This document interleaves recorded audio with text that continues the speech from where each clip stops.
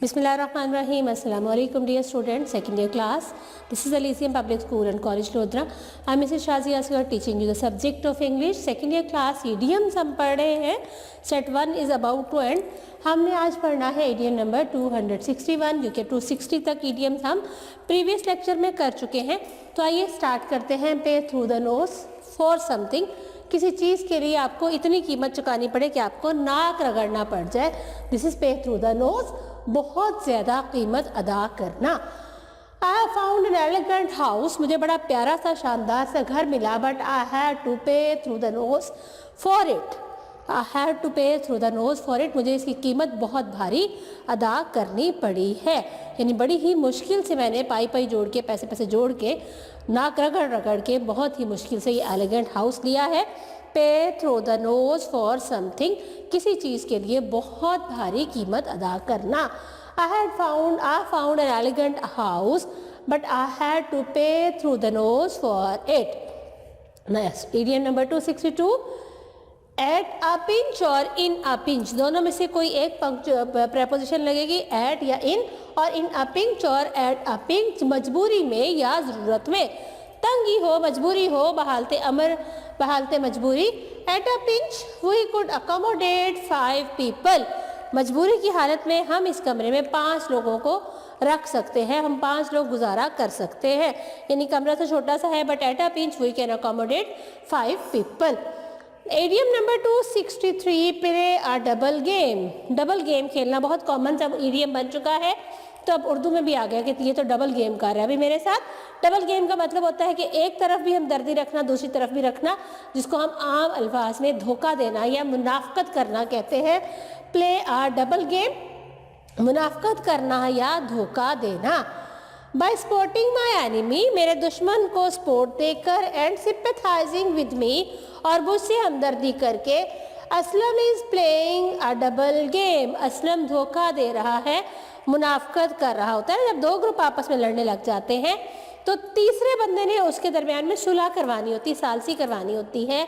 लेकिन अगर कोई शख्स ऐसा आ जाए जो आपके दोस्त को हाँ तुम बिल्कुल ठीक कर रहे हो, तुम ठीक हो, ये है ऐसा, तो उसको आप सपोर्ट करते हो कि यू आर राइट. और दूसरे को आप कहते हो आए देखना तुम्हारे साथ क्या हो गया, कितनी बुरी बात है ना, उसको ऐसा नहीं करना चाहिए था.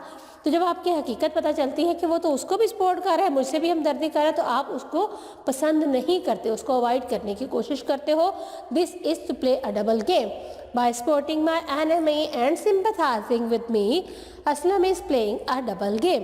मेरे दोस्त को हिमायत दे के, मुझसे हमदर्दी करके ये डबल गेम कर रहा है. Play false. अगेन ये भी है धोखा देना, झूठ मूठ खेलना. फॉर एग्जाम्पल आप लूडो खेल रहे हो, ताश खेल रहे हो, कार्ड खेल रहे हो, तो दूसरे पार्टनर के नज़र डाले बगैर आप उसकी पोजीशन चेंज कर दो या कार्ड चेंज कर दो. तो this is to play the false. धोखा देना, गलत काम करना. Good people don't play false with others. Good people don't play false with other. अच्छे लोग दूसरों को धोखा नहीं देते और ये अच्छे शख्स की एक निशानी है. और तभी आप उसके ऊपर रिलायबिलिटी शो करते हो, तभी वो क्रेडिबल होता है आपके लिए कि वो दूसरों को धोखा नहीं देता. जब भी उसको सोसाइटी गुड कहती है. Good people don't play false with others. अच्छे लोग दूसरों को धोखा नहीं देखते. This was idiom number 264. Now idiom number 265. Play second fiddle to. First fiddle या फर्स्ट अथॉराइज बंदा जो है वो बॉस या सबसे बड़ा ओहदा होता है, और उसको जो सेकंड फिडल है उसके मातहत होना, उसका नायब होना. जैसे क्लास का आपका इंचार्ज है तो आपका फर्स्ट बॉस है, और अगर वो क्लास से बाहर है या अपनी जगह पे किसी बच्चे को, प्रॉक्टर को खड़ा करता है, तो that proctor is playing second fiddle to the teacher. वो उसका नायब है, उसकी मौजूदगी में उसका ये काम सर अंजाम देता है. तो that is play the second fiddle to. Salma plays a second fiddle to her boss in the office. In the office ज़रा दूर करके लिखा हुआ है, शायद छोटा सा आएगा. मैं बोल रही हूँ तो आप इसको करेक्ट करके लिख लीजिएगा. Salma plays a second fiddle to her boss in the office. Salma plays a second fiddle to her boss in the office. Salma अपने ऑफिस में अपने बॉस की नायब है, उसके मातहत है, उसकी गैर मौजूदगी में काम करती है, रिप्लेसमेंट कर सकती है. प्ले ट्रॉन्ट. शुक्र अल्हम्दुलिल्लाह, मेरे स्टूडेंट्स तो सारे बहुत अच्छे हैं। प्ले ट्रॉन्ट का मतलब होता है बगैर इजाज़त के स्कूल से फ़रार हो जाना, खिसक जाना, गेट खुला हुआ मिले, मौका मिले तो स्कूल से भाग जाना, बगैर इजाज़त के स्कूल से भागना, तालीमी काम को छोड़ के भागना, that is playing truant. Play truant, school से बगैर इजाज़त के भाग जाना। Tahir often plays truant from school. Tahir often plays truant from school.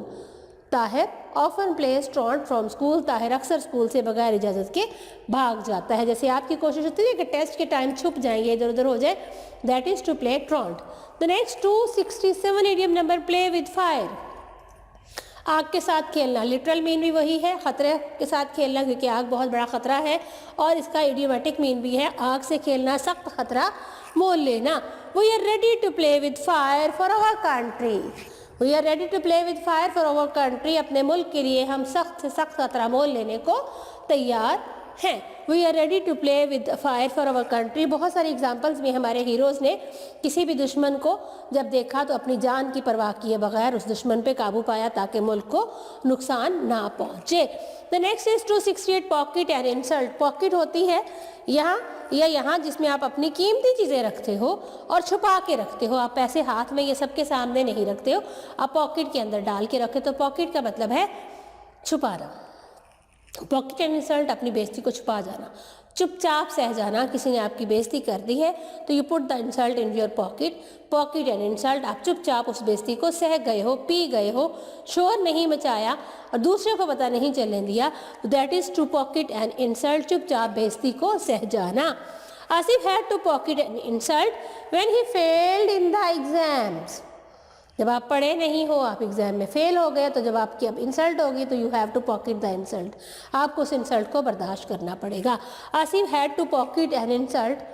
Asif had to pocket an insult when he failed in the exams. इम्तहान में जब वो नाकाम हो गया तो वो चुपचाप बेइज्जती ही सहता रहा, सर झुका के बातें सुनता रहा। अगर फेल ना होता तो उसको he had not to pocket an insult, उसे बेइज्जती बर्दाश्त ना करना पड़ती। Idiom number 269, poison one's ear. One reflexive pronoun है, किसी के ईयर है कान भरना, उर्दू मुहावरा है किसी के कान भरना, और पॉइजन एन ईयर किसी के कान को जहरीला करना। जब हम किसी दूसरे एक शख्स के को बताते हैं, दूसरे शख्स की बुराई बयान करते रहते हैं, नेगेटिव बातें बयान करते रहते हैं, तो उसका जहन उसके खिलाफ हो जाता है, that is to poison one's ear. His step mother poison his father's ears और माइंड। ईयर्स की जगह माइंड, कानों से सुनता है तो दिमाग उसको स्टोर करता चला जाता है, तो कान भरना, कानों के ज़रिए से जहर दिमाग में उतारना। हिज स्टेप मदर, उसकी स्टेप मदर ने पॉइजन हिज फादर ईयर्स, उसके बाप के कान भरे, और माइंड अगेंस्ट हिम, उसके खिलाफ, यानी कोई लड़का, उसकी सौतेली माँ ने उसके बाप के कान भर दिए उस लड़के के खिलाफ। His step mother poison his father's ears और mind against him. The next 270, poke one's nose into. हर मामले में टांग अड़ाना, उर्दू मुहावरा है, दूसरों के मामलात में दखल देना। पोक one's knows, she usually pox her nose into the problems of others. बहुत सारे लोग हमारे इर्द गिर्द होते हैं जो बिला वजह ही हर एक के मामले में टांग अड़ाने लग जाते हैं या इन्वेस्टिगेट करते हैं, इंट्रीग करते हैं। तो दिस इज पोक वंस नोज इनटू, किसी दूसरे के मामलात में दखल अंदाजी करना। She usually pox her nose into the problems of other, वो अक्सर दूसरों के मामलात में दखल अंदाजी करती है। And this is not a good habit. This is all about idioms. 10 हमने इस लेक्चर में किए हैं, 10 इंशाल्लाह अगले लेक्चर में करेंगे। इसको अच्छे से याद रखिएगा। Thank you very much. Allah हाफिज़।